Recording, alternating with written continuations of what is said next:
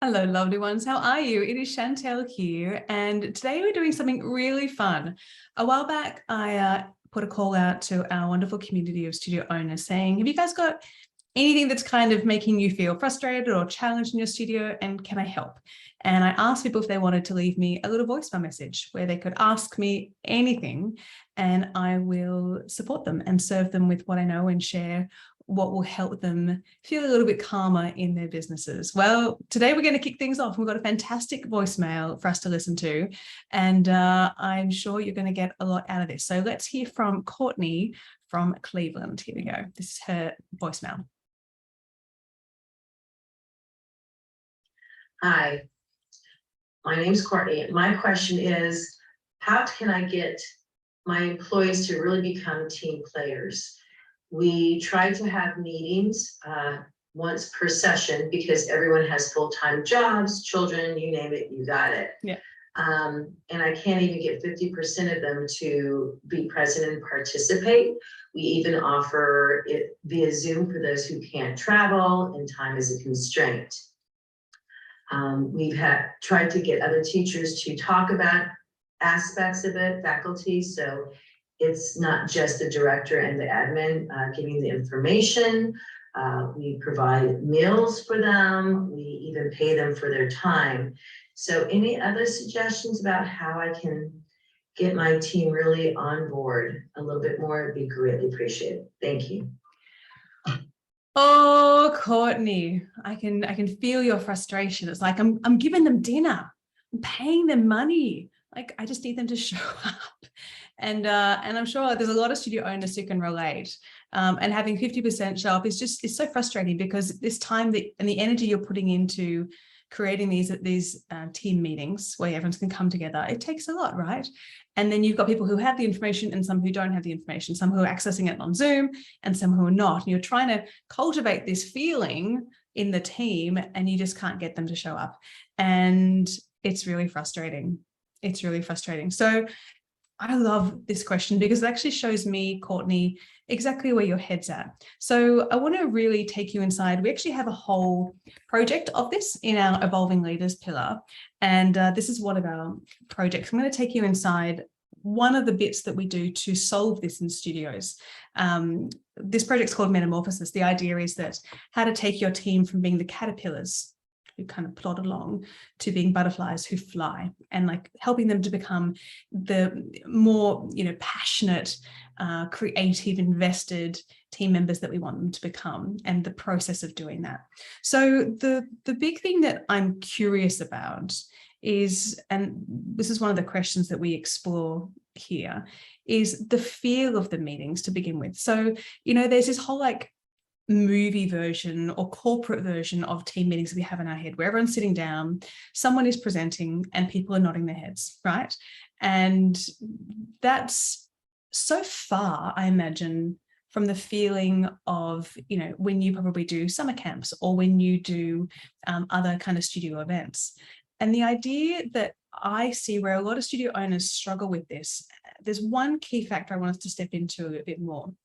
It's the idea is, are your team meetings right now, are they more informative or are they more inspiring? And if you were to kind of have to answer the question 1 to 10, so 1 is our meetings are very informative. We're going into our rules and procedures and operations, I think we're kind of sharing information about our recital coming up. We are giving everyone the briefing for here's what's happening in our camps or da-da-da-da-da. It's really practical on, I'd like you to understand and know and embody this. And here's our intention around it. Is it more that 1, or is it out of 10? Now, 10 is the inspiring version. This is where we're tapping into the humanity of the people. We're stepping into looking at how you want them to feel, who you want them to become, what we want us to understand as a collective.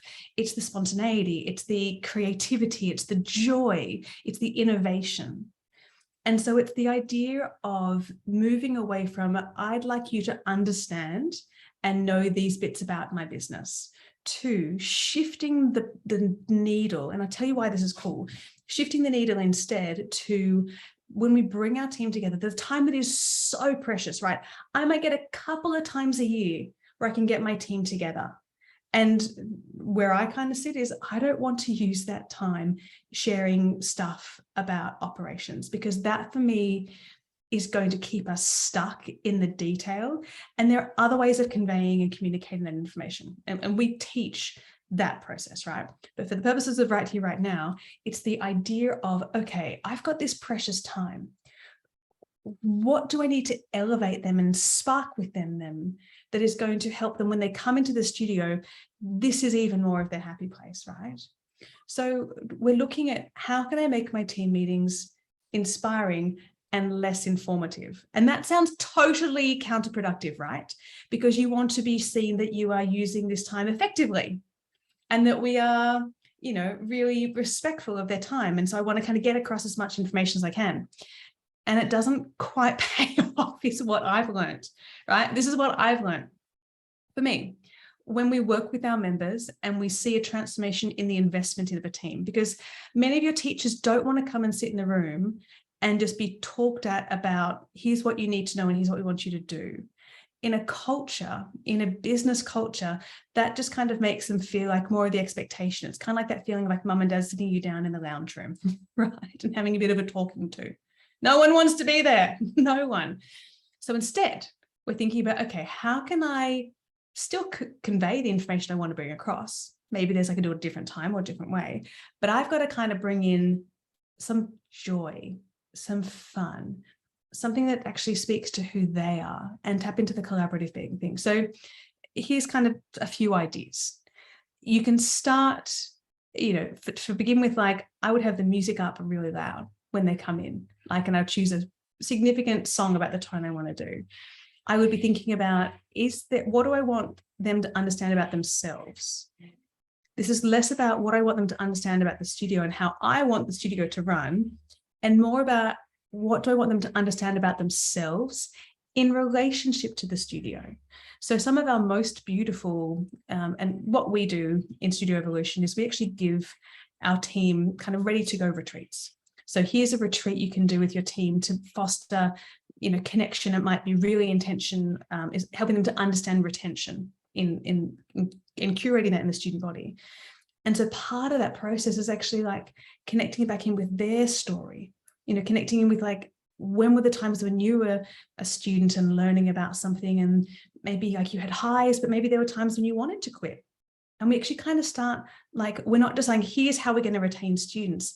It actually is then coming back to them to develop that sense of importance of the moments when they're students and they were in that shoes, like going, this is hard, this isn't easy. Maybe I do want to stop. And actually bringing them into that and getting them to share those stories. We're seeking to, just as you cultivate connection in your classrooms, we're seeking to create that connection, that vulnerability, that intimacy within your team. I also want to bring the fun factor. So, I mean, my team, we're a bit ridiculous. And I say that seriously. We dress up. Many times you come to one of my team meetings, I'm dressed up and I have a whole metaphor and we're kind of stepping into this. There's an activity we're going to do. There's sharing, there's talking, there's laughter, there's like giggles. And I have a completely remote team, right? I never, ever, ever have ever had my entire team in one spot at one time. That's not a possibility for me because my team is all over the world. So I have to rely on Zoom. So I need to make it as experiential as possible. So Courtney, to answer your question, this is such a beautiful question because I can see your devotion. You understand this is important. You really do. It's like, but this is not working. So I want to kind of allow you to bring your creativity, bring your joy, bring that, you know, the educative spirit that you have to think, how can I make this inspiring? And think about, there are other ways to send information. You could record a video on Zoom and email it out to your team explaining our new onboarding procedure. And then, you require everyone to write back, yes, I've watched this, to confirm it. There are other ways of conveying information that can be done other than using that time in person, or like whether it's in Zoom or in real life. That time is precious, my friends. And that time is for high level. If we're not kind of stepping and leading from this spot and we're just wanting to stay in the details, we're missing the magic.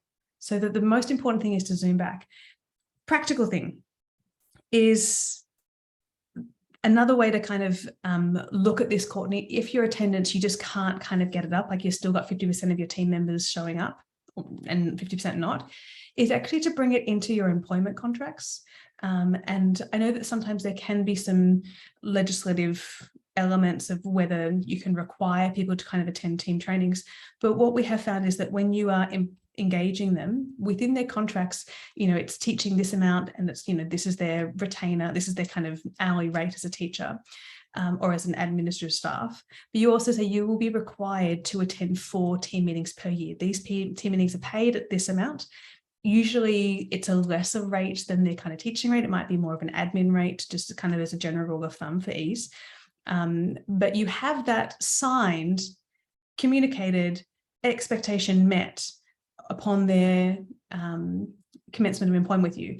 And if you've got current team members who aren't on an arrangement like that, you would wait to the beginning of the academic year or end of the financial year, whatever feels best for you, and you would do a contract re-signing where you explain to them that these are actually required elements of engaging in our studio, being a team member. And if you are unable to attend, then here's the protocol of what you can do to kind of catch up. So I would do that 2-pronged. Number 1, inspiring, not informative. And then number 2, we're looking at kind of, can we really make this a clear expectation? So Courtney, I hope this helps. If you have a question, if you want to ask me anything, I am yours. Just all you got to do is leave me a voicemail, my friends. And there's a link in the email or in this post for you to be able to kind of access that. But I'm looking forward to receiving your question. And Courtney, all the best. I'll see you next time, friends. Bye.